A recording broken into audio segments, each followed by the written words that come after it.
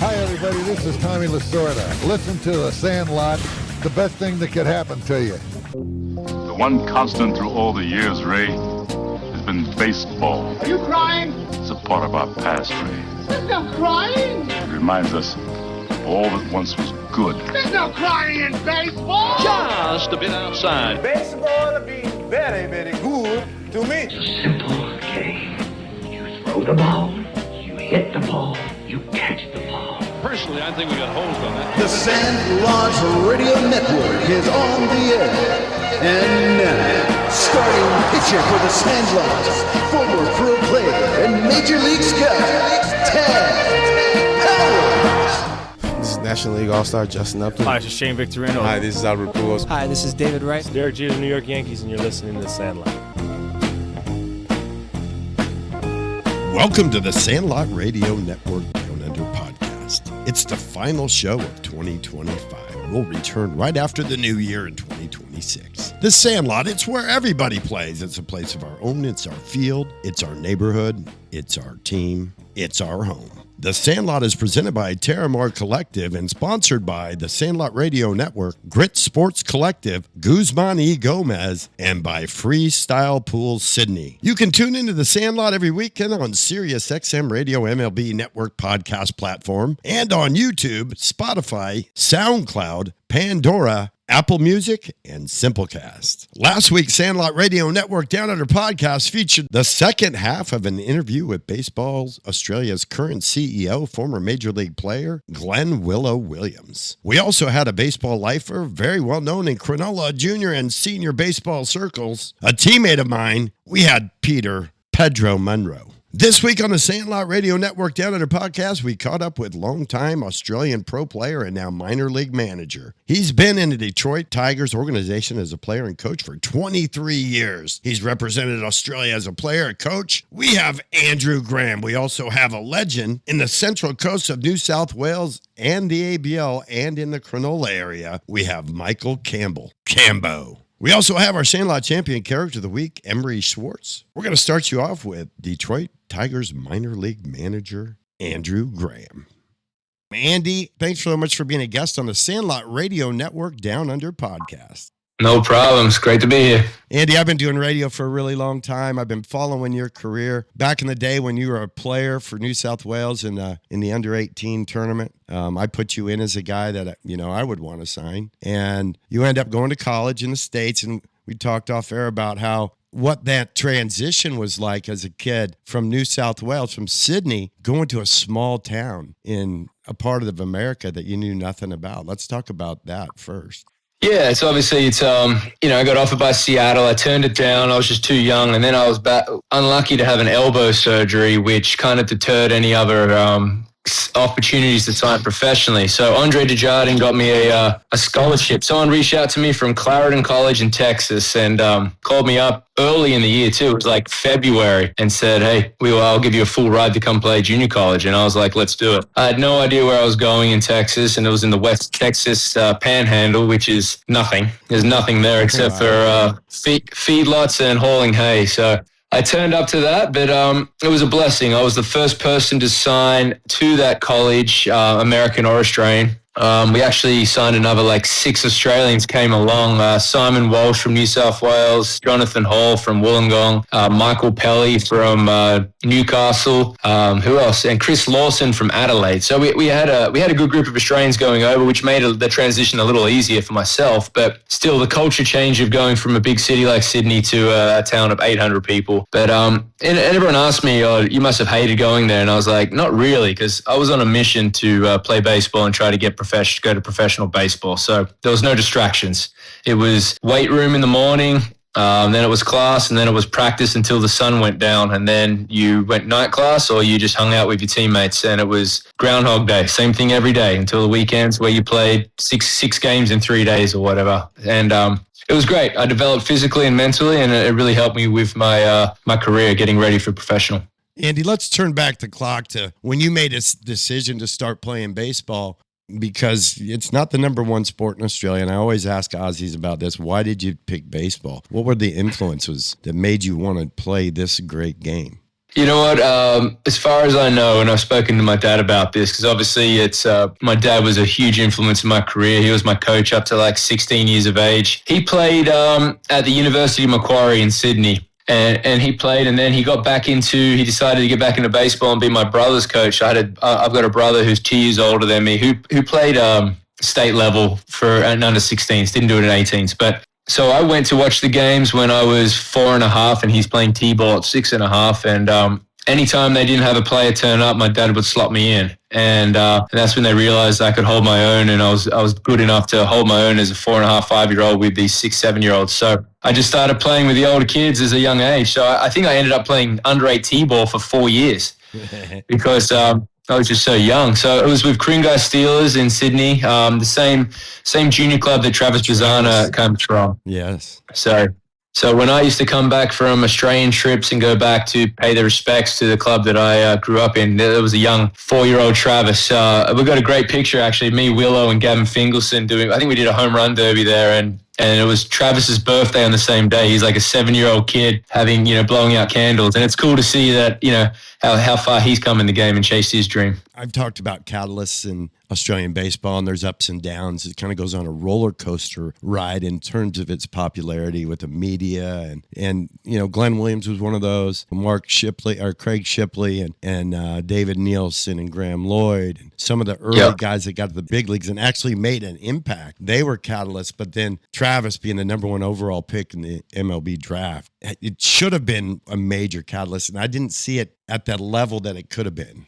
Yeah, I mean, it just showed the players in Australia, just because this is not our pastime like baseball is in America, that if you work hard enough, and I mean, we all saw Trav when he was younger, and he was no one who ever wowed you, but his work ethic, his mental, how tough he is mentally, and his work ethic, and how much he works every single day on his routine and everything. And I got to manage against him this year in the Eastern League. He was playing for the Akron Rubber Ducks, the AA with the Indians, and I was managing the Erie Seawolves, the AA with the Tigers. And just to see him grow up and his approach at the plate, and also, but just how strong mentally he is. And that's what stands off the page for me with Trav, is his mental approach. I don't think he's going to be that guy when he makes the big leagues who has the ups and downs. I think he's going to be real steady because he knows how to handle the adversity that you need to at that level. And we found out in the minor leagues, because he had such great success in Oregon, that in the minor leagues, you go to wooden bat and all of it, and everybody's a plus pitcher velocity wise, and especially in the lower minors. You find out it's a little different world, and you don't have the hitting 400 success when you get to the minors and you're facing that type of stuff. And he'd been having that kind of a success for a while, but he did show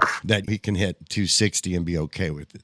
Yes. Yeah. I mean, and I think it's important, and I know we never want to face adversity and fail, but I've managed over the last 17 seasons of managing. I've managed a lot of guys who are now superstars in the big leagues, and they're succeeding, Eugenio Suarez, Willie Adames, just to name a couple of the Latinos that I managed, but they all face adversity in A-ball and AA, and they learned how to deal with adversity then, rather than the players that I've seen go to the big leagues and struggle in the big league level. It's really tough to come out of a slump and work through mechanical flaws or some kind of defect in your swing mentally or physically against unbelievably good pitching every night. So sometimes it is good to face that adversity in the lower levels of A-ball like Travis is doing, so he can work on it there, rather than every night you're trying to work on something and you're facing a Verlander or a Scooble in their prime. You know what I mean? Yeah. And another thing, Andy, growing up in New South Wales and the influences again, you had guys come before you that had laid the groundwork and made it possible for more and more Aussies to come over and play college and then get looked at by scouts and have a chance to play professional baseball. And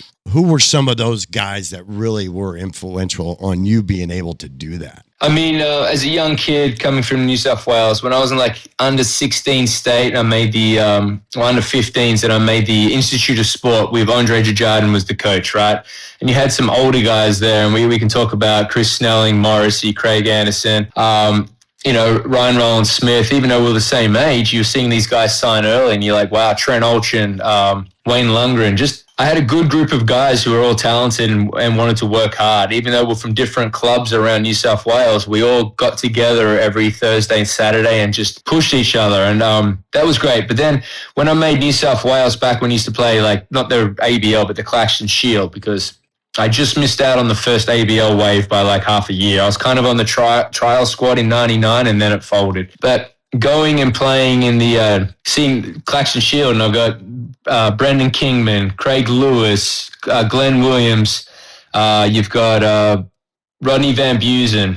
You've got Gary White was there. And you got the young guys like myself, Olchin. It was really good to play with those older guys who had experience already at college, but also had experience in pro ball, most of them, and just hold yourselves accountable. You've got to grow up and mature. And, I've always, and Willow, we were close, and Willow got to manage me when I played my last year of the Blue Sox, but it was real cool. We got a good friendship, but I always looked up to him. I thought he was always very mature, and he had to be because, as we talked about earlier, he went to the States as a 16-year-old. But not just that. That's enough. That's nervous enough. That's scary enough as it is. But when you get the money that Willow got, there's a lot of extra pressure, external pressure. And even though he's 16, people think he got that money that he's going to hit 400 and be in the big leagues in a year, when that is not the case when you know how the minor leagues works. You've got to grind it out for 4 years, 3 years, maybe make it by 21 if you're an exceptional player. That crew there, I really looked up to that crew. And Willow grinded it out for 11 and a half before he got to the big leagues, and unfortunately got hurt in the big leagues and never made it back. But he's a 400 lifetime hitter, so what can you say? Exactly right. Well, 11-game hit streak or something. 13-game hit streak to start a career. 13. It's still a record. There he is. And I don't know too many guys that can say they're 400 lifetime hitters in the big leagues. I don't. Do you? Not at all. No, I don't think that will ever happen again. No.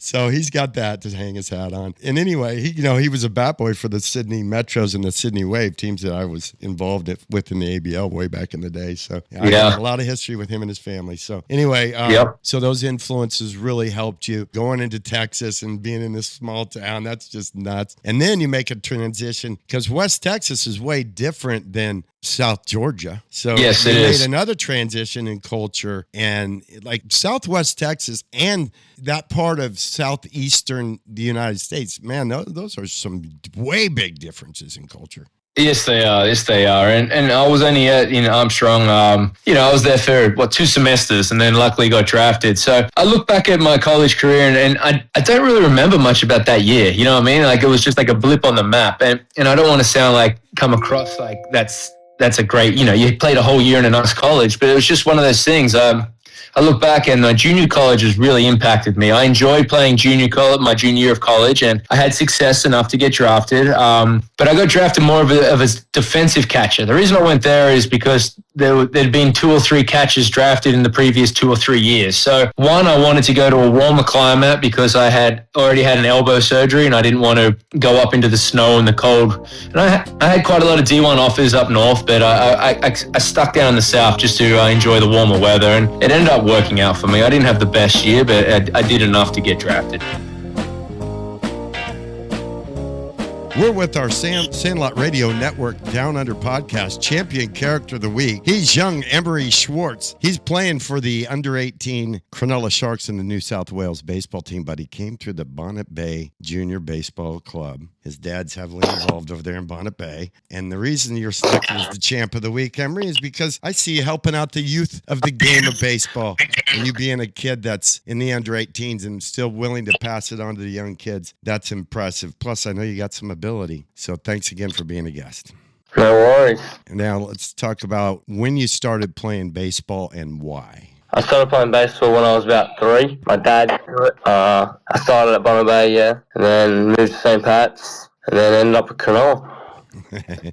And so how many 3 to 16? You've been playing 13 seasons. Yep, in quite a while. So you did T-ball, JUCO, Little League, juniors, intermediate, all that. Yeah, I didn't do intermediate. That wasn't around. I just went straight to senior league. Okay, straight to senior league. And playing in the under-18s for Cronulla, what's that been like? Yeah, it's been good. It's been fun. Versing harder teams gives a good challenge. Is your team winning? Is your under-18 team winning games? Not as much as we would like. Probably need to win a few more games. Do you have a winning record? Do you know what your record is? I do not, no. Well, that's something that you need to know in the future. You need to know what your team's record is, team you're playing on. You need to know. That's very important information. Like through 12 games, you're 6-6 or whatever it may be. That's information that you absolutely should know, okay? Yeah. Now, let's talk about Major League Baseball teams that you like, any kind of exposure you've had to them, and the players on those teams that you like. I like the Cubs. That's the team that I go for. I've been to a few of their games when I was younger. At Wrigley Field? Maybe yeah. That's a pretty cool place to see a ball game. Yeah, it was a good experience. So, on the Cubs currently, who are the players that you like? I'd say PCA is pretty good. Well, do you know his full name? Because PCA, people that are listening might not know who PCA is. Who's PCA? Peter Armstrong. There you go. That's better. Well, another thing, if you're a Cub fan, you need to know that there's some guys in the Hall of Fame from the Cubs, like Ryne Sandberg, who recently passed away. God rest his soul. We also have Fergie Jenkins, who's in the Hall of Fame, Billy Williams, all guys that are in the Hall of Fame. And in 2016, when you were still just a young chap, that's when they won that World Series for the first time in 108 years and broke the longest drought in sports history for any sport of over 100 years. The Cubs finally broke that thing. They called it the curse of the goat. So you were a little young to witness that, but I sure witnessed it.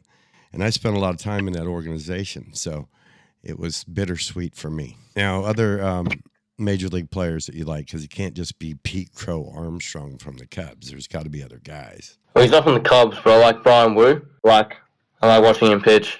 Okay. Yeah, I was going to say you're a right-handed pitcher, so there should be some right-handed pitchers that you're watching, like Paul Skeens, for instance, the right-handed pitcher from the Pirates. He's pretty dominant. There's some guys that you should be kind of looking at and maybe modeling yourself around based on your body type and the fact that you're also a right-handed pitcher, and kind of study those guys, and it's really going to help in your personal development. Yeah. So he's from the Bonnet Bay Juniors. He's from the St. Pat's Juniors. He's from the Cronulla Association Senior Club now, the Sharks. He's our Sandlot Champion Character of the Week, sponsored by Guzman y Gomez, and you're going to get a really cool gift certificate from them. Plus, next time I see you, I'll have some kind of really cool Sandlot gear for you as well. So thanks again for being a guest on the Sandlot. We have young Emery Schwartz. Thanks again for being a guest. Thank you for having me. We're going to take a quick break. Don't go away. We have more from Andrew Graham when we return to the Sandlot Radio Network Down Under podcast. Hey, this is Mark Dollymore here, representative of Cronulla Baseball back in the day. Proud member to be on the Sandlot Baseball show today. I hope you enjoyed what you heard and just live on it. Keep going on, keep trying hard. All the best.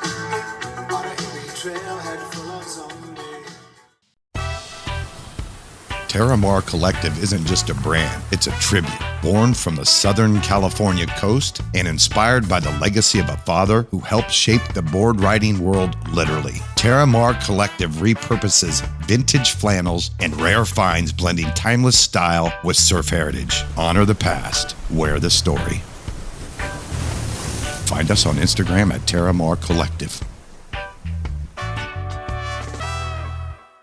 GYG has just reinvented the Caesar with our new Caesar salad, Caesar burrito, and Caesar Cali burrito. And I bet you didn't know that Caesar was created in Tijuana, Mexico, over 100 years ago by Caesar Cardini. And now we have made the Caesar uniquely GYG. Crunchy Cos lettuce, free-range grilled chicken, or gourmet Caesar dressing, shredded jack cheese, and GYG's corn chips crushed. GYG Caesar, created in Mexico, reinvented by GYG.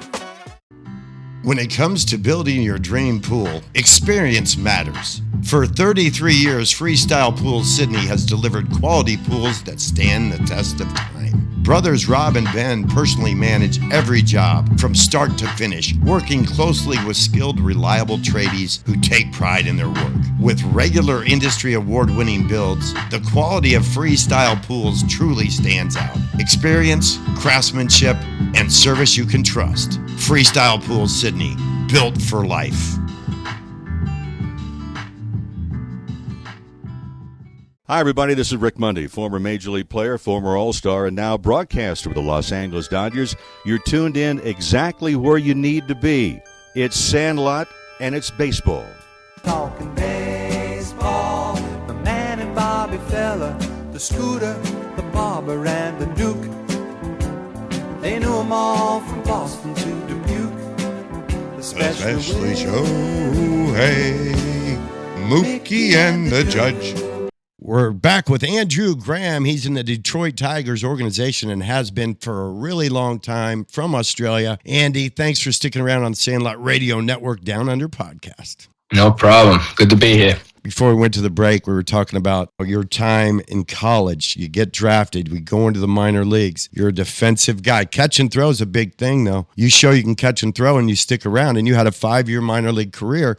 But you showed a mentality for the game that a lot of catchers have, because you have a different perspective. You're looking at the whole field. Everybody else has their back turned. You get to see things differently than everyone else. You get to see the movement. You get to see location. You get to make the pitcher better if you're doing your job right. And you obviously did that well enough to where after your career, they decide, let's make Andrew Graham our minor league catching instructor. So that's coordinating all the catchers, and what are we going to teach? And there's a big diversity about what you did as a college player, as a pro player, and what you taught catchers back in the day to what's going on behind the dish now, Andy. Yeah, it is. It has changed, and some for the good, some for the bad. But obviously, with life, everything, you got to adapt to the times. And catching now has changed. There's a big emphasis on receiving over blocking and throwing because you can steal strikes. Will that change now that challenge system is coming into the big leagues? Maybe. But I've been lucky enough to see the game evolve a lot. But yeah.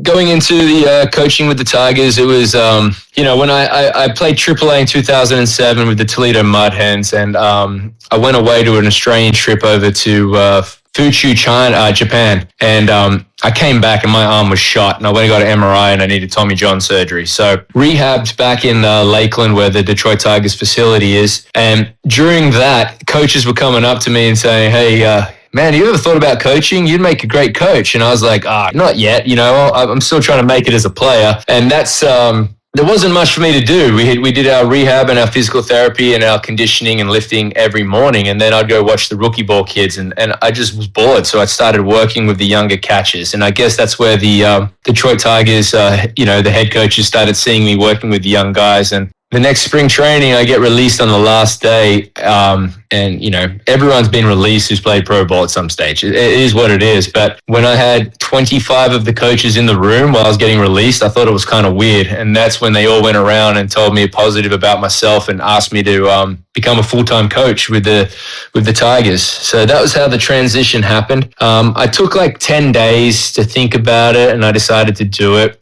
And I also left my contract as a player contract. So if there was any injuries or any teams in the first 3 months wanted to sign me as a free agent, they could do so. The only contracts I got offered were a couple down in Mexico, and I think that was stemming from the 2009 World Baseball Classic, where we played in Mexico City, and I had a couple of pretty good games. So I had some contracts to offer down there, but I just didn't want to do that. I wanted to start my career in coaching, and by that stage, I'd already had 5 or 6 baseball surgeries. So I was like, maybe my body's not made out for this everyday grind. So and that's where I started my coaching in 2009, hitting coach, and then the catching coordinator in 2010, and I've been managing every year since. That's a long time to be with one organization as a player and as a coach, and it's rare, especially in today's game. Guys move around a lot to stay in the game as long as you have, but Detroit has been loyal to you, and you've been loyal to Detroit.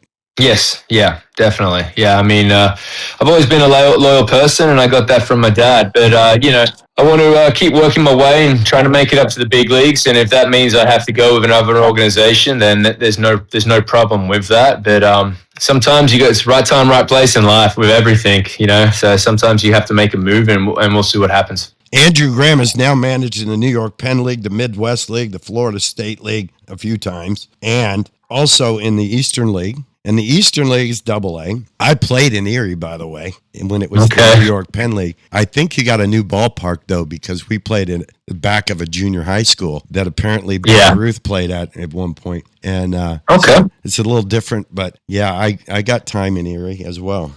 Yeah, it's grown up a lot. I mean, I played there in 2006, and you had to be careful which way you walked out of the ballpark because you're in some rough areas. But it's gotten a lot better. They've built up. It's right on a peninsula on the water, so they have built up the area with nice hotels and restaurants. So it's not too bad, but it's still not the best place to go play, and it's not easy to fly into because you have to go via Cleveland, Pittsburgh, or Buffalo. So you still got an hour and 40 drive. But good fans. They've won the championship back-to-back years. We lost it this year in the last championship game against the Binghamton Mets. So it would have been nice to have three-peated and won 3 championships in a row, which is very rare in the minor leagues, but that didn't happen. But we had a good team. I had a lot of talent. I had a lot of the young upcoming talent like Kevin McGonigal and Max Clark and all these guys that I've managed for a couple of years. So it was a fun league. It was fun being with the older guys again with, players ranging from 21 through to 32. So that was good. Representing your country, I know I've had a lot of Aussies on the show and guys that have played in the minor leagues, gotten to the big leagues, but that representing your country in Olympics, which is coming up in 2028 here in Los Angeles, of all places. Yeah. And baseball is going to be back in Olympics. So Australia, if everything goes their way, I believe they're going to qualify, right? I hope so. That's the goal. I mean, we're going to see what happens. The qualification is getting harder and harder for the Olympics. I don't really know what the format will be for that one, but I know there's a lot of good teams out there. Baseball spreading worldwide, and a lot of the teams are getting better and better every year. Yeah, the Olympic thing is a big deal, and there's a good chance that Australia have a quality team with a mixture of older guys that have big league and high-level minor league experience, but also with some young guys that are coming through out of college and stuff like that. And it'll be a young, exciting team that'll have a lot of diversity. I know some guys that can run, and that hasn't necessarily been the case in the past with Australia. No. So they might even be able to change their game a little bit, because if you got Travis and there's a young kid named Micah New that you might have run into. He was the Cape Cod League MVP this year. He has dual citizenship with Australia. So we're looking at WBC and Olympics for this kid. He's playing at Alabama right now. So he's one to watch. Micah New. Micah New, okay. Put him on the radar. Sounds good. Now that you've spent all this time as a professional baseball player and coach, you've had a chance to help your Australian roots and help kids get into college, help kids get into professional baseball, talk to them once they're in pro ball because you've done it, and now you're a manager. You even see it from a different perspective, because as a player, I thought I knew something about the game, and then I became a scout, and I got to sit in those spring training meetings, and you find out you didn't know as much as you thought, number one. Yeah. And number two, that out of the 180 guys on the field every day, they have eyes on 5 of them as prospects that can help them at the major league level. That was a tough pill for me to swallow. And everybody else is just kind of moving parts. Yeah, exactly. Like, definitely. When I crossed over and into as you said, you're in the meetings and the first 4 years when I started managing and stuff, obviously, I was a rookie ball manager. I was a New York Penn League manager. And the game was different back then where, like a rookie in the big leagues, you kept your mouth shut and when you got to ask a question, you answered it. But I remember listening to all this stuff and you're just like, man, this is cutthroat. This kid's a good kid. He works hard. And they're like, we don't see an upside. So he's a filler. They label him a filler. And, we're going to have 8 fillers and we're going to have 2 prospects. And we need those fillers so those 2 guys can get their at-bats and we can develop them to help the big leagues. And different organizations have different culture where they give everyone a go, or they split the playing time, or they try to build versatile players by moving around through every position. But in the last 10 years, 8 years, big transition. Obviously, we still have our prospects and you want to give them a lot of time. But they really have, because the big league tenure, I don't think big league players are playing as long because the money is so good. They don't need to play for the 20 years anymore, right?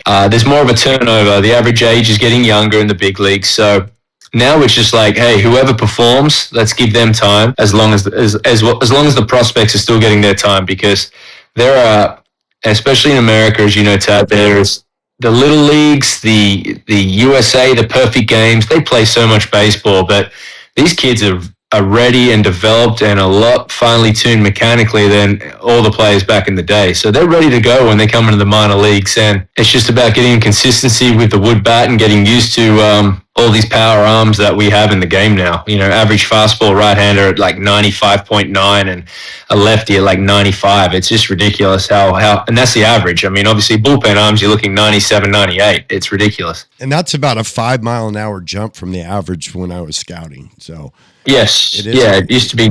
89 was like the average major league fastball at that point, you know? And no, I remember if someone at the national tournament in 18s was throwing 90, it was like he was a god. You know what I mean? And now you got Latin kids at 15 throwing 97. It's crazy. Now that you've been in this game for this long, you've seen what you've seen. You still love the game, obviously. You're going to grind it out and end up being a manager in the big leagues one day. You're still young. That's the goal. That, you know, you can spend a little more time in the minors, earning your dues, as they say, to become one of those considered guys. And, you know, whether it's with Detroit or one of the other 29 teams, I can see that happening. I hope so. I mean, you never know, right? I've been in situations where I was really close to becoming a big league coach. And then a regime change happens, and next thing you know, you're a nobody again, and you have to build your way up and get to know the new GMs or the new big league manager. I mean, Jimmy Leland, when he managed the Detroit Tigers, I managed his son for 3 years, so I got to know Jimmy Leland really well. He liked what I did. I'm still friends with him, and we talk quite regular. I actually got invited he lives in Sarasota now. That's his summer house or winter house, and they invited me over for a barbecue last weekend. It's just one of those things, like I was close to making it with him, and then he retired the next year. I don't know why he retired, but he just did. I'm like, all right, back to managing. And I managed a long time in A-ball because that was 30 miles from my house, and I don't want to be I'm obviously a coach that doesn't see their family, that doesn't see their kid grow up. You know what I mean? I don't want to be away for 8 months out of the year. So I have stayed local, which could have deterred me going to the big leagues earlier. But again, I'm in the game. I get to wear a uniform. I get to help young kids develop and watch them chase their dreams. And hopefully that their main dream of me being in a big league uniform on a coaching roster, because I have joined the big league team at times to go up and help them at the end of the season after my season. But yeah, I would love to be there with listening to the national anthem with my jersey on, name on the back, and being on that big league staff. That would be the dream come true. Andy, the last thing I want to ask you is about, you know, we briefly talked about the new catching style, but between 18 and 38, I averaged 200 innings a year. So when you stack that up, and then, you know, after 38, I had a few more. So I think I had about 4,000 innings pitched total. And at no point in that period of time did any coach call a pitch. Back in the day, it was me and the catcher, okay? That's the number one big change that's happened. And then the number two was, man, my guy would set up, give me a target, and hold it there. And I had a pretty good chance of hitting it because it was in the middle of his body. He had shifted to the outside or inside corner. That's a big target if you're aiming for the middle of the body. Now, and I've talked to Trevor Hoffman, and I've heard interviews with Adam Wainwright. I've talked to other pitchers that don't like the moving target thing because it's hard enough to hit a stationary target, let alone one that starts on the ground and then snaps up at the last second. I haven't talked to too many guys that really like it. And I had Chris Schneider, he was a big league catcher for a long time. And he now has to teach the new style because that's what these guys are going to have to do when they get into D1. But with this robot umpire coming in, it's not going to take that. You're not going to steal that many strikes. So I think pass balls and wild pitches are up because of it. And I don't think guys are as athletic when they're down in that position, and they certainly can't throw as well. So I just don't know. What's your opinion? Because now you've had to make the transition. Yeah. So obviously the whole reason it changed is because, you know, you're throwing with both teams 300 plus pitches a day, right? Every time we can steal a couple of pitches, we help letting the other team advance 90 feet from a walk or a wild pitch, whatever it is, right? So we want to work underneath the baseball to try to trick that umpire. It works better in the minor leagues. Obviously, the big leagues, the umpires are better and they get graded out now. So, you know, you want those big league umpires to be a 95+% rating by the end of the game. And some are worse, some are better. And that's the way the game is.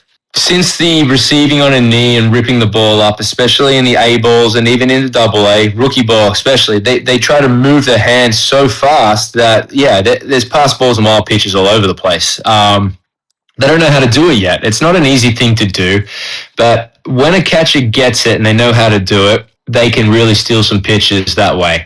My opinion, when we're on a knee and there's a runner on third base and they go to pick the ball and that runner scores and we lose a game, it breaks my heart and I'm not a happy person. Let's just say that, Tad. So I think there are catchers out there who can use both, but like as you said, when I caught, if I went to a knee, I was yelled at and called that I was lazy. You know what I mean? And I held myself to a high standards of blocking and throwing someone out, and it is easier to block from a transitional stance. But the fact that every day now these catchers, and I work with the catchers every day before the game, is they work on their receiving, they work on their blocking, they work on picking the ball every single day. So as long as they're working on it every day and really increasing their skills, then they can do it in the game. But if it's a catcher who just wants to go to a knee and he doesn't work on the picking, he doesn't work on the ripping the ball up to the strike zone, he doesn't work on his footwork with a knee down to keep it quick and efficient to get the throw to second, then you may as well go to a transitional style. You may as well go both knees up, because you will not have the skill set to perform at that level, and you will actually allow more 90 feet from wild pitches and stuff like that than preventing it from stealing strikes. I've worked with some great catchers this year and over the last 3 years, and to watch them develop. And I think the pitchers who say they don't like seeing that moving target, they're the pitchers who maybe were older guys. When I say older, my age or a little younger, who still pitch to a traditional catcher, and then halfway through their career they transition.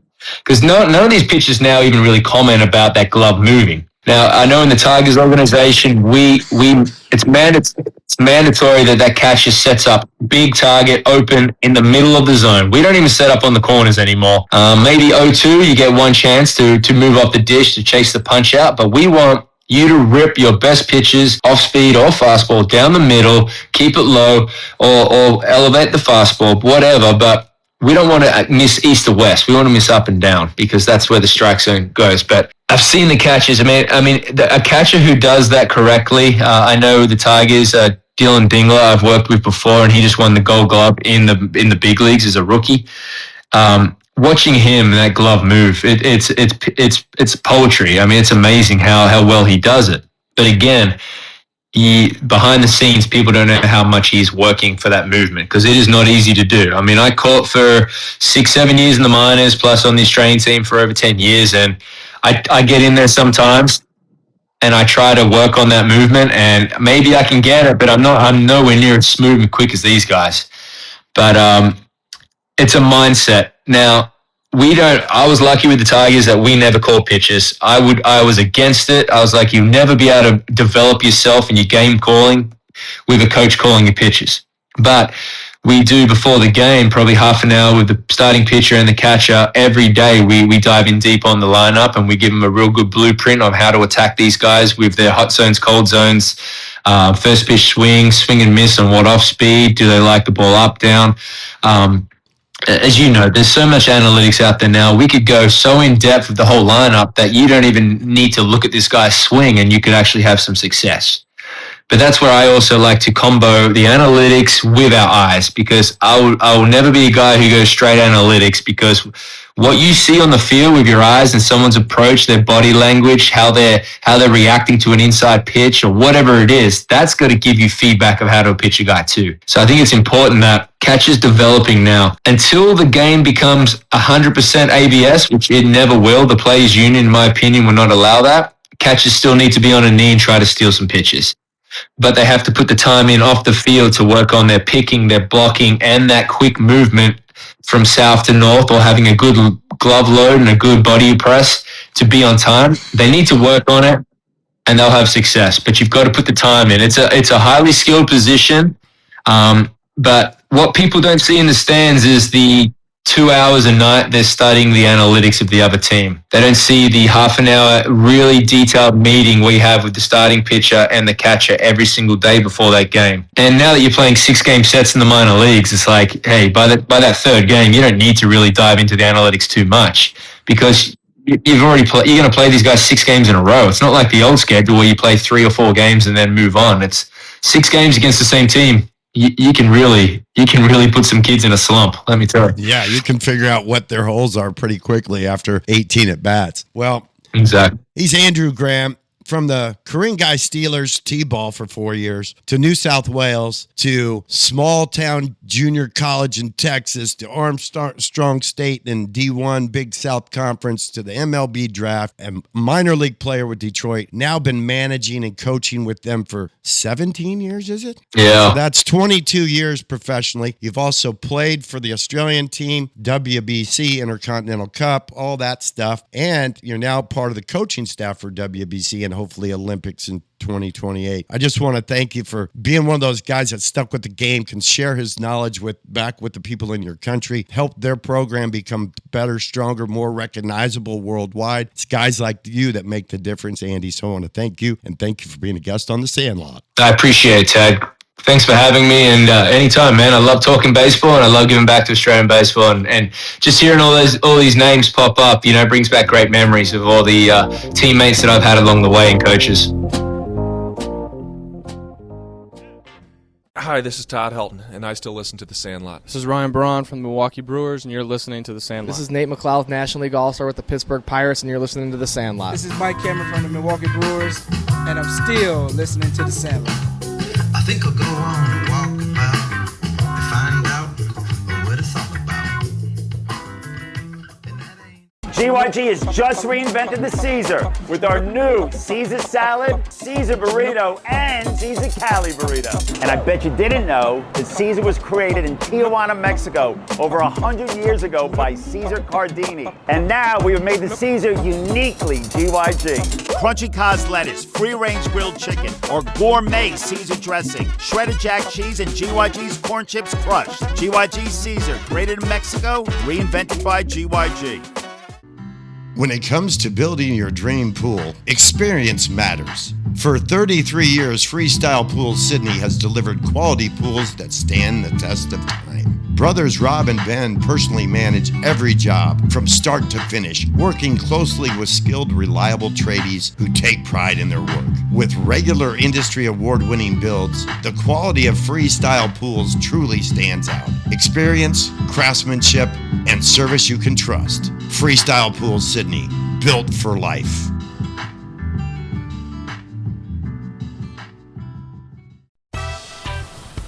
Terramar Collective isn't just a brand, it's a tribute. Born from the Southern California coast and inspired by the legacy of a father who helped shape the board riding world literally. Terramar Collective repurposes vintage flannels and rare finds, blending timeless style with surf heritage. Honor the past, wear the story. Find us on Instagram at Terramar Collective. Hey everybody, this is Trevor Hoffman, a Hall of Famer and a San Diego Padre, and you're listening to The Sandlot. We're with another legend in Australian baseball. He's from the central coast of New South Wales, came up through the Marlins system, ended up in the ABL and in Cronulla. He's Michael Cambell. Cambo, thanks so much for being a guest on the Sandlot Radio Network Down Under podcast. Thanks for having me, Ted. It's a pleasure, mate. We met for the first time last year when I came over, and there was an Old Boys Day at the Cronulla Sharks, and you're still playing. Now 39 years old, still playing a game of baseball, which is a beautiful thing. And I'm now helping out back in Cronulla, so I get to see some of the things you've done. I know that you've recently got a big hit for the Blue Sox in the ABL, a walk-off hit that helped them win a game, and you're in first place over there. So I know that's a good feeling to be a veteran in that clubhouse and the guy that can step up and help them win games. But let's turn back the clock to when you were just a little guy and you had to make a decision about different sports, because in Australia, baseball's not number one. No, that's it, man, exactly. And if I turn that clock back, geez, we're talking 30-odd years now, right? You get into baseball at a young age, but my story was probably similar to a lot of young Aussie kids. Grew up watching the old man play a bit of baseball in winter in Newcastle, and summer was cricket time, right? So it was a pretty easy decision when you go and play summer in the scorching heat in your all whites in the cricket, and you're either bowling over or you go and field out in the bleachers somewhere. And then in winter you can put your jersey on and your pants and cleats on, and you can run on and off the field with a couple of outs here and there and get to have a pitch. So my journey started as a cricketer, mate, and then when Dad introduced me to baseball in winter, it was a pretty easy decision from there. I took it like a fish out of water with my older brother and never looked back. Now, that Central Coast program in your day was pretty strong. There were some kids coming through there just ahead of you that hadn't left their mark, including Craig Anderson, Chris Snelling, Adam Morrissey, all signed, all got to high levels in the minor leagues. Snelling even got to the big leagues and was tearing it up when he injured himself. So there was guys that were playing as good as anybody coming out of the Central Coast, and they were just a couple of years ahead of you. So they had to be kind of laying the groundwork for someone like you that wanted to take that path. Yeah, for sure, mate. Yeah, we had guys in Newcastle's probably about 45 minutes to an hour north of the Central Coast where I grew up, and we had the same up in Newcastle. But yeah, like those are names that you'll never forget through your baseballing career. You know, guys like Chris Snelling and Craig Anderson and Adam Morrissey. You know, they laid the platform and really put the regional guys on the map. You know, it really paved the way for guys like Mitch Denning, Pat Mart, Boss Monaroa, and Moko as guys that signed some major signed some minor league contracts over the years that really leveraged off that footprint that Andr and the boys really started for us over that time, for sure. So you mentioned you're playing cricket, you're playing baseball, you end up playing baseball. At what age did you realize you're pretty good at it, and when did you first represent, I guess it would have been New South Wales country in the championship series? Yeah, so I think, represented Newcastle in those country championships in when I was 10 for the under-12s, so the 12U teams, and then every couple of years you go up an age group. I ended up representing New South Wales country in the Australian Provincial Champion or in the Australian Championships in the year 2000. So that was the 14U team or the under-14s team we call it over in Australia. Represented New South Wales country for a couple of years, and then as it progressed from there, I kind of didn't lose my way, just didn't really stick around with baseball through those middle teen years. From about 14 or 15, I went and played some rugby league, which is another big heavy sport over here in Australia. Went and played about 3 or 4 years with a lot of mates back around that Newcastle scene for a bit. So, played with some schoolmates and really enjoyed the rugby league. Kind of lost a bit of love for the baseball over those times, but found my way back into it, as I turned 18, 19, and haven't really looked back since. In those years that you were away from the game, that was a pivotal time. You might have lost a little bit of the development, but that's also kept you in the game longer because a lot of guys quit earlier than you were. You're still playing at 39, so maybe it was there was a reason for that. Yeah, bit of a late bloomer, I guess you could call it, but also, yeah, absolutely. It's probably that time away from the game helped me get that love back for the game as well. You can get burnt out by it a bit when you're constantly working hard at your craft, and it makes you reflect and realise what you were missing out on. So it wasn't great timing because you go through those later teen years where there's opportunities to maybe look at a professional deal or look at college routes and everything like that. And it was something that I look back on, and it's I don't want to say it was a turning point or a pivotal learning point or anything like that. There's a lot of what ifs in life. It just is what it is. But it's helped me really appreciate and have more love for the game than ever. And we're 30 years on down the track, and like you say, I don't think I'd be into my ABL career year 9 or 10 now if it wasn't for those that earlier time, for sure. And we do tend to lose guys in Australia about that age. At the age of 13, 14, 15 years old, baseball numbers drop off tremendously, and there's got to be something done to try to keep kids interested, because there is a period of time in those ages where it can be kind of boring if you don't have the full passion for it, and there's other things tugging at you, saying, come try me. Yeah, absolutely, mate. I think it comes back to, I've seen it probably on both sides of the fence these days. I'm dabbling in coaching and trying to help out the youth, whether it's on the coast or Newcastle, or even giving back to some of the young local clubs, around Cronulla when I'm around, the Arncliffe Scots and stuff like that. And the one thing that I constantly see is it's just to keep the kids interested, to keep them interested, make their training sessions fun, and not make it all about results.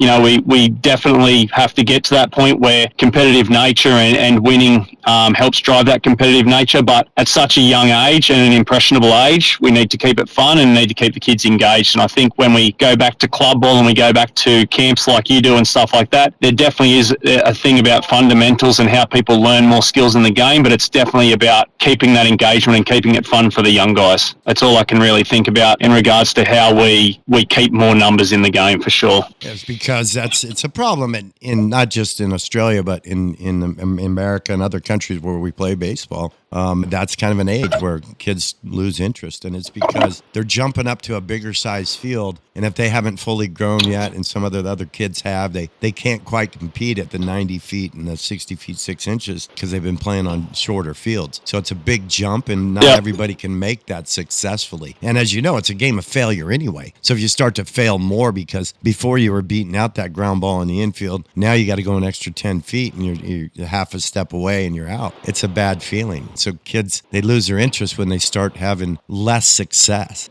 Yeah, for sure. The one thing I've reiterated to not only my two daughters that are now stepping into T-ball and baseball age, but to the little kids that I've coached over the last couple of years is I kind of don't care about the result. I just want to make sure that you're giving the best effort that you can give me. And if you can give me that, you're always going to get a high five and a pat on the back because that's all I can ask for from you. So I'm very much trying to be the other way instead of being so result-driven. Yes, it's great to get a medal at the end of the year. It's great to get a trophy to say that you're the best team, of course. But at that age group and an impressionable age group, we just want kids to do their best. And if they get a feeling that they are being rewarded or they're being given a pat on the back, like you say, in such a sport that fails so often, you need to see that reward. So if it's as basic as, hey, you went 0 for 3 with 3 lineouts, well, you've had a pretty good day.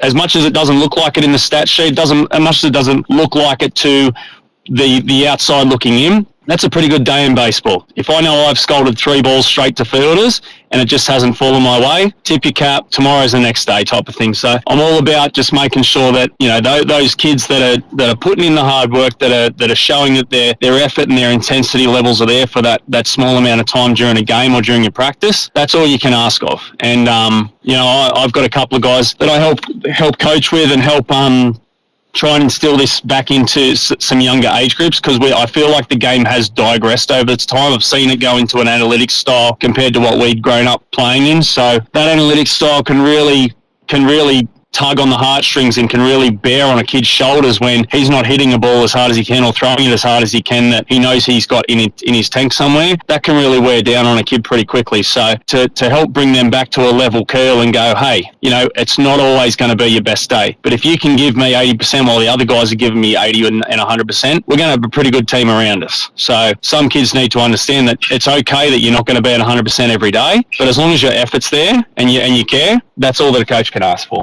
He's an ABL veteran of almost 10 seasons. He's Michael Cambo Campbell. One of the things I want to mention to these guys is in the ABL, 10 years is a long time for anybody. And, throughout the history of the game, there's not been that many guys that have played at that many seasons. So you're starting to put up numbers, in terms of at-bats and games played. They're right up there in history. So it's pretty cool to have stuck around that long and been a part of programs that made you the type of player that could stick around that long. And that Marlins program, when you came back to baseball, was really good. And having Andr and Stephen Cam and Dolly, those are guys that knew how to lead by example and to also run the type of training where guys can get better. So you were exposed to some guys that had been coached very well and knew how to pass it on. Yeah, for sure, mate. We were led over that era by probably one of the most decorated coaches in Australian baseball, with Sean Smith. And then, with guys that could add to that, you talk about Andr and his father, Tony. You talk about Stevie Cam, who's a veteran presence. You talk about, Nathan Walbank. You talk about Mark Dollymore and Phil Davison and what they did and carried. They helped us in our second grade squad win a couple of back-to-back seasons. And,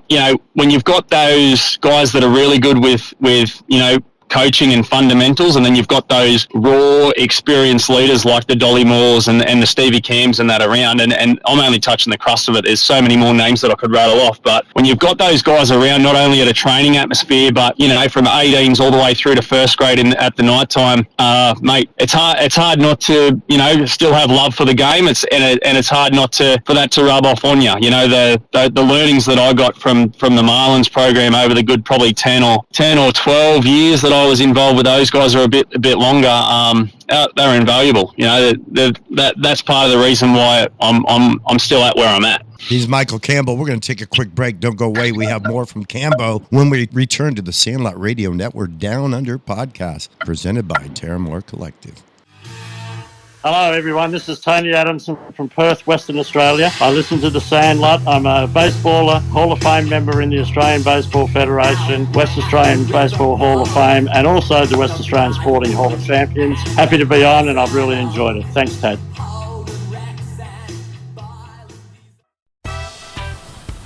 Terramore Collective isn't just a brand, it's a tribute. Born from the Southern California coast and inspired by the legacy of a father who helped shape the board riding world literally. Terramore Collective repurposes vintage flannels and rare finds, blending timeless style with surf heritage. Honor the past, wear the story. Find us on Instagram at Terramore Collective. GYG has just reinvented the Caesar with our new Caesar salad, Caesar burrito, and Caesar Cali burrito. And I bet you didn't know that Caesar was created in Tijuana, Mexico over 100 years ago by Caesar Cardini. And now we have made the Caesar uniquely GYG. Crunchy Cos lettuce, free-range grilled chicken, or gourmet Caesar dressing, shredded jack cheese, and GYG's corn chips crushed. GYG Caesar, created in Mexico, reinvented by GYG. When it comes to building your dream pool, experience matters. For 33 years, Freestyle Pools Sydney has delivered quality pools that stand the test of time. Brothers Rob and Ben personally manage every job from start to finish, working closely with skilled, reliable tradies who take pride in their work. With regular industry award-winning builds, the quality of Freestyle Pools truly stands out. Experience, craftsmanship, and service you can trust. Freestyle Pools Sydney, built for life.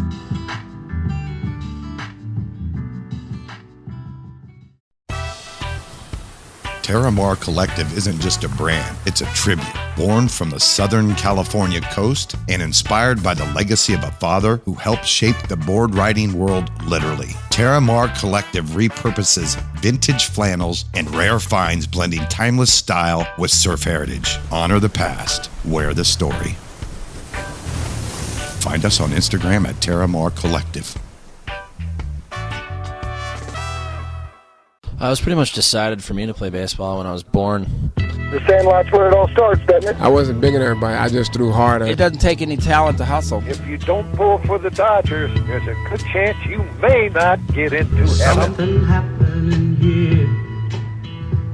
We're back with Michael Cambell on the Sandlot Radio Network Down Under podcast. Michael, thank you for sticking around. Just wanted to continue to tell that story about the Marlins and how it led into you having an opportunity to play in the ABL. Yeah, well, over the course of time, you know, I came down as a newie kid that just wanted an opportunity to play in Sydney, see where my skills were at and all that type of jazz. And, you know, Dolly Moore and Phil Davo, they took me in as a second grader for the Marlins system for years. And, you know, that was when we had some really top-notch guys, you know, Jason Rees and Mitch Denning and the Mona Rower boys and Paddy Mart. We had some really good players that were playing in the summer over here in between doing their minor leagues over in the States. So, you know, to crack that first grade squad back in the day was pretty tough. But, mate, stuck around, you know, that ninth inning pinch hit or that ninth inning defensive indifference or pinch run, whatever it was. I was one of those kids that was enjoying being around it. And you could, you know, after a game of baseball, you could chat shop with the likes of Mark Dollymore, and you could be there for 3 hours having a couple of beers, talking shop and talking about your experiences and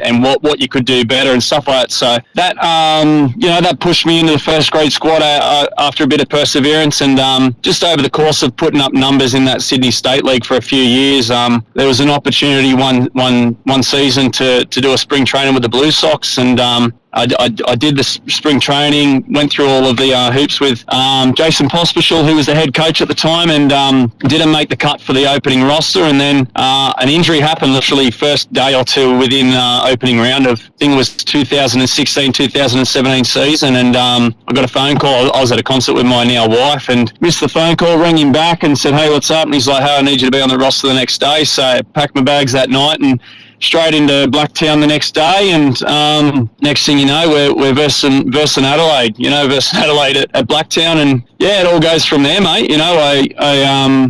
I think that series, my first professional hit was off 7'2" right-handed 96 mile an hour slinger Loke Van Mil from the Netherlands, and then I think we had a rain delay. I think it was on one of Ando's starts actually. I think we had a rain delay in game 2 of that series, and ended up hitting the walk-off hit off Matty Williams in that series to win that series at Blacktown. And even though it wasn't our season, had some really good moments during that season, and made it impossible for Pops not to pick me. Just put up numbers and knew my role as what my role was in that team, and just did everything I could do to help that team be successful. And you played a little bit in Canberra and then came back to Sydney. Yeah, we had about, I think it was about 5 or 6 seasons in Sydney across different ownership, and when it all got franchised out and stuff like that, and got to one off season a few years back where I was in the gym and I was getting my work in ready, and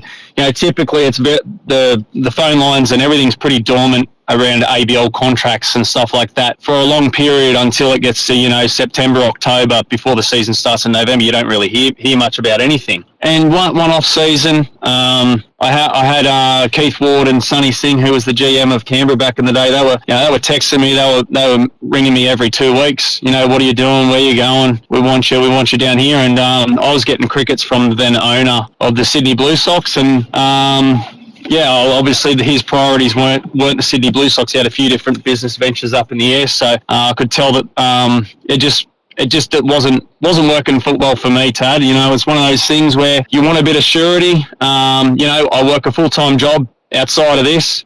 I also have a wife. I also have two beautiful daughters, so I've got a lot of priorities that I've got juggling in the air, and I just need to make a decision that worked for both me and my family. And when Sydney wasn't responding to the phone calls and the emails, I ended up taking the offer to go down to Canberra and spread my wings for a couple of seasons, and that was great fun. It got me to see a different franchise and the league in a different light, and it also got my family exposure to a different part of the ABL.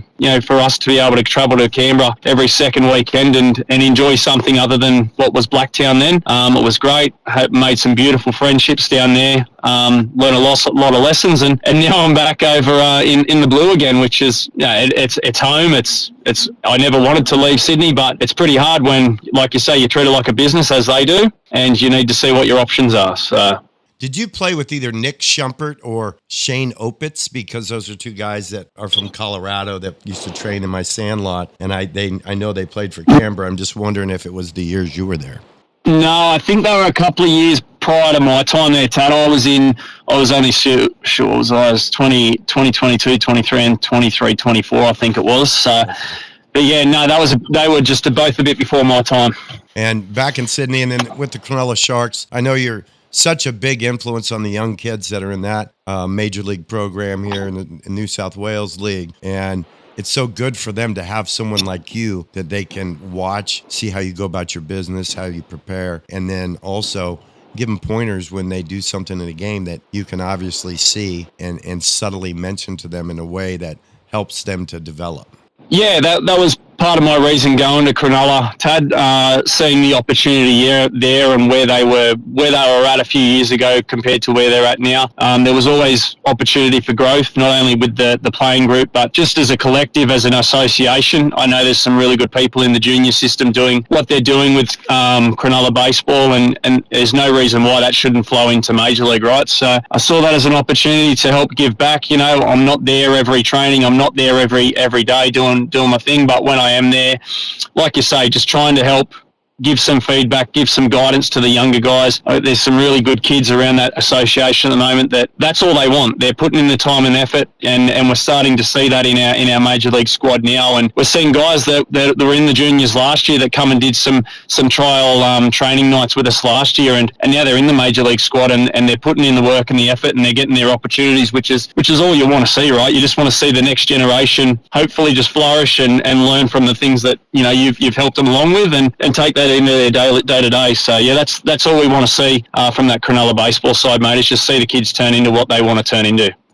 And Michael, now that you're truly a veteran, almost 10 seasons in the ABL, and you're 39 years old, you're playing into your later years. It's hard to stay fit. It's hard to stay healthy. What are you doing to keep yourself ready to play? Because you got guys that you're playing against now that are in their early 20s. Yeah, half my age, right? Just look, not doing too much. The later years in your playing, it's probably more about just keeping the body in check and not overdoing it. Still running, still doing a lot of stretching and mobility work, doing the odd lift every now and then just to keep the muscles firing. But to be honest, Tad, it's actually just taking care of the body a bit better than what you would have done in your early to mid 20s. Eating a bit cleaner. As much as you'd like to have a six-pack after every game, probably just toning that down a bit. But no, mate, just what I get from it, I can play on fumes. The young guys around me give me the adrenaline and the energy to want to keep going, and I'll do that every day. While I've got a competitive bone in my body, I'll do everything I can and leave it all out on the field. So no, mate, just literally just high on baseball. Not doing too much in the weight room. Not running marathons. Just doing what I need to do to keep the body firing on all cylinders. It's just probably less is more sometimes. And who does Michael Campbell like as major league teams and players? I'm an Atlanta Braves tragic. I know the 90s weren't kind to me, but I'm an Atlanta Braves tragic, and I think it was the 95 or the 96 World Series was mine and my brother's first baseball VHS, and I think it was 96 because it was the Braves versus the Indians in the World Series, and my brother Rich he picked the Indians, so I just got the discard team, whoever the other team was, and I was just lucky enough to be a Braves fan because that was who they were versing, and little old me sitting there going, well, at least we spend a bit of payroll and at least we have a bit of fun with our money, whereas Cleveland's a bit smaller market team. But yeah, so I'm an Atlanta Brave tragic, and I grew up watching, Greg Maddux, Tom Glavine, John Smoltz, Chipper Jones. It was a pretty good era of baseball, right? And me being back in the day, I was a bit more of a lefty pitcher. To watch guys like Tom Glavine roll out every fifth day was pretty special. And Greg Maddux, I just couldn't say anything more about that guy. He could make a ball move no matter what. Isn't that crazy that you end up being a hitter? You kind of came up as a left-handed pitcher, and you end up being a guy that is going to get his knocks. Yeah, just it got to a stage where you got to be meticulous with your pitching program, and I wasn't as routine as someone like a Craig Andr, where I could just roll up to the ballpark and do my arm care and then put the cue in the rack. I was I run on all cylinders, and I love throwing the baseball as hard as I can. I love swinging the bat, and I love running track and fly balls down. So I had to make a bit of a switch to make sure that my arm was going to hang around for as long as I was going to hang around baseball. And it's great because now that I'm not pitching as much, I can catch a can of corn in the outfield, and I can throw the guy out at 200 feet, 90 miles an hour. So I enjoy being able to still do that.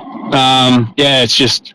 So it's like hitting the ball over the fence, I don't hit many over the fence, Tad, but when I can throw a guy out at the plate in a moment, that's my home run celebration, and that's my I just love it. I live for that stuff. So that's why I transitioned into an outfielder. Had to work hard on my hitting. That's not something that's just come naturally. That's something that's always been able to be a good little contact hitter, but had to hone my craft in the box to be a bit more disciplined and to be a better bat to ball hitter for sure. He's Michael Campbell. He's a veteran of Newcastle baseball, Central Coast baseball, the Sydney Blue Sox, the Canberra ABL team, the Cronulla Sharks major league team. Everybody knows Michael Campbell in baseball in Australia. Michael, I want to thank you so much for being a guest on the Sandlot Radio Network Down Under podcast. It's been a pleasure, Tad. Thanks for having me, man. Thanks for listening to the Sandlot Radio Network Down Under podcast. It's the final show of 2025. We'll see you back right after the new year in 2026. I want to thank today's guests on the Sandlot. We had 23-year veteran in the Detroit Tigers organization as both a player and a manager. From the Ku-ring-gai Steelers from New South Wales representative, Australian representative, we had Andrew Graham. I also want to thank Michael Cambo Cambell for being a guest as well. And our Sandlot Radio Network Champion Character of the Week, sponsored by Guzman and Gomez. We had from the Cronulla Sharks Major League Under-18 team and Bonnet Bay Juniors, Emery Schwartz. Remember, you can listen to the Sandlot Radio Network Down Under podcast every weekend on the Sirius XM Radio MLB Network podcast platform and on YouTube, Spotify, SoundCloud, Pandora, Apple Music, and Simplecast. Please explore the Sandlot Radio Network Facebook and Instagram pages for video content with the Major League players. Also, check out SandlotRadioNetwork.com website for photos and reels from our long history of covering everything from the Sandlot to the big leagues. The Sandlot has been presented by Terramar Collective and sponsored by the Sandlot Radio Network, Grit Sports Collective, Guzman y Gomez, GYG, the best Mexican in Australia, and Freestyle Pools Sydney, pools that withstand the test of time. The Sandlot, it's where everybody plays. It's a place of our own. It's our field. It's our neighborhood. It's our team. It's our home. I'm your host, Todd Powers. Damn it! Who typed a question mark on the teleprompter? For the last time, anything you put on that prompter, Burgundy will read. Is this heaven? It's Iowa. Is there a heaven? Oh, yeah. It's the place dreams come true.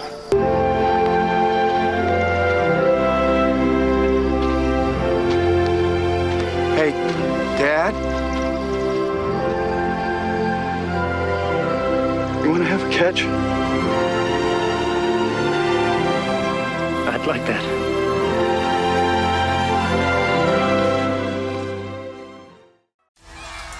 Do you want more than just wins for your kids? Do you want confidence, character, and grit? At Grit Sports Collective, we help young athletes play with purpose and train with passion. With elite coaching in baseball and basketball, we're building more than skills, we're building competitors. Because greatness starts with mindset and is earned through sweat. Grit Sports Collective. Play fierce, train harder. Now enrolling in San Diego, California. Visit gritsportscollective.com and sign up today. GYG has just reinvented the Caesar with our new Caesar salad, Caesar burrito, and Caesar Cali burrito. And I bet you didn't know that Caesar was created in Tijuana, Mexico over 100 years ago by Caesar Cardini. And now we have made the Caesar uniquely GYG. Crunchy Cos lettuce, free-range grilled chicken, or gourmet Caesar dressing, shredded jack cheese, and GYG's corn chips crushed. GYG Caesar, created in Mexico, reinvented by GYG. Terramar Collective isn't just a brand, it's a tribute. Born from the Southern California coast and inspired by the legacy of a father who helped shape the board riding world literally. Terramar Collective repurposes vintage flannels and rare finds, blending timeless style with surf heritage. Honor the past, wear the story. Find us on Instagram at Terramar Collective. When it comes to building your dream pool, experience matters. For 33 years, Freestyle Pools Sydney has delivered quality pools that stand the test of time. Brothers Rob and Ben personally manage every job from start to finish, working closely with skilled, reliable tradies who take pride in their work. With regular industry award-winning builds, the quality of Freestyle Pools truly stands out. Experience, craftsmanship, and service you can trust. Freestyle Pools Sydney, built for life.